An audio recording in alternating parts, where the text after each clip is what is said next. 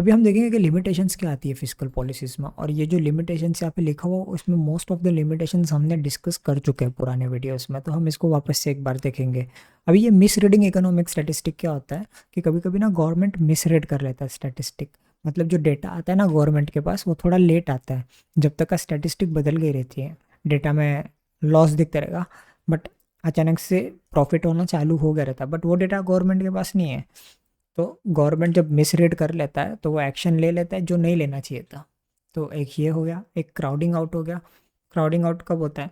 जब गवर्नमेंट बोरो करता है बैंक से पैसा। ओके, तो अभी समझो कि गवर्नमेंट कमा रहा है इतना और बोरो कर रहा है इतना, तो जो दूसरी जो बिजनेस है, प्राइवेट इन्वेस्टमेंट है, वो लोग देख रहे कि हाँ गवर्नमेंट इतना बोरो कर रहा है, अभी बैंक के पास तो इतना पैसा ही है, तो अब बैंक के पास पैसा लिमिटेड है, बैंक ना ये लोग को हाई इंटरेस्ट रेट पे देगा, तो ये लोग क्या करते फिर बोलते अरे यार गवर्नमेंट ने ऑलरेडी बोरो कर दिया, अभी अपन नहीं करेंगे, अपन बाद में करेंगे, क्योंकि गवर्नमेंट ने ऑलरेडी बोरो कर दिया है तो अपने को सेव तो करना पड़ेगा पैसा।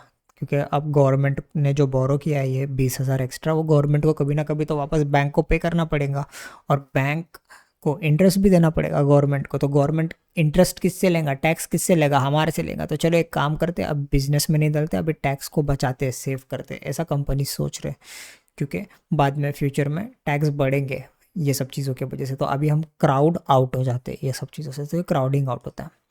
अभी सप्लाई शॉर्टेजेस क्या होता है कि फिजिकल पॉलिसी ना डिमांड्स के प्रॉब्लम को सॉल्व करता है, सप्लाई के प्रॉब्लम्स को नहीं सॉल्व कर पाता। मतलब कि गवर्नमेंट पैसा देगा तो डिमांड को इन्फ्लुएंस कर सकता है, कंज्यूमर ज़्यादा मांगेंगे। समझो कि एक फैक्ट्री है, साइकिल की दुकान है, साइकिल बना रही है और कंज्यूमर साइकिल खरीद रहे हैं, तो अभी गवर्नमेंट ना पैसा दे रहा है कंज्यूमर को, तो कंज्यूमर क्या करेंगे, और साइकिल चाहिए मुझे, और साइकिल चाहिए, पर साइकिल की फैक्ट्री तो लिमिटेड अमाउंट ऑफ साइकिल ही बना सकती है, क्योंकि अगर और साइकिल बनाना होगा तो इसको और एक फैक्ट्री खोलनी पड़ेगी, उसको और बहुत टाइम जाएगा, बट पब्लिक के पास तो पैसा आ गया, अभी पब्लिक को तो चाहिए ही। तो ये लोग क्या करेंगे कि अरे यार पब्लिक साइकिल तो मांगते ही जा रही है, एक काम करता हूँ साइकिल का प्राइस बढ़ा देता हूँ, इन्फ्लेशन बढ़ा देता हूँ। तो ये होता है, तो सप्लाई का प्रॉब्लम नहीं सॉल्व कर पा रहा, वो बस डिमांड का प्रॉब्लम सॉल्व कर पा रहा है। और फिर ये हमारे 3 पॉइंट यहाँ पे कवर हो गए। अब लिमिट्स टू डेफिसिट्स क्या होता है? ये एक्चुअली ये पॉइंट मतलब जो डेफिसिट रहता है ना गवर्नमेंट का, डेफिसिट मैंने आपको बताया था कि गवर्नमेंट कमा रहा इतना है पर स्पेंड कर रहा इतना है, तो ये जो है अपना -20,000, ये अपना डेफिसिट है। ओके, तो डेफिसिट का क्या लिमिटेशन है?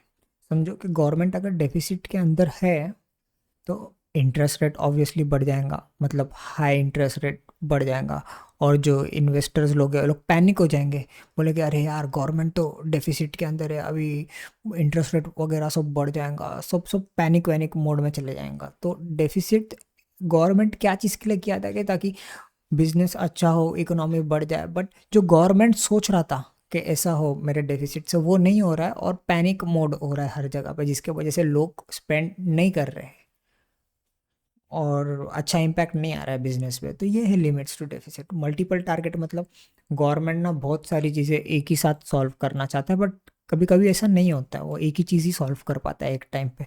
फॉर एग्जांपल गवर्नमेंट को अनएम्प्लॉयमेंट भी सॉल्व करने का है और इन्फ्लेशन भी सॉल्व करने का है।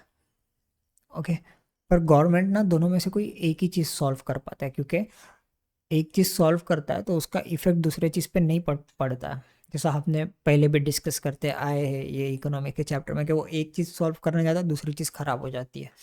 तो मल्टीपल टारगेट्स है पर वो एक ही चीज़ पे फोकस कर सकता है, इसको ऐसा समझना है ये पॉइंट को। स्ट्रक्चरल बजट डेफिसिट क्या है? ये सिंपली ये लाइन ये बोल रही है कि अगर सब कुछ नॉर्मल चलता तो मेरा लॉस कितना होता।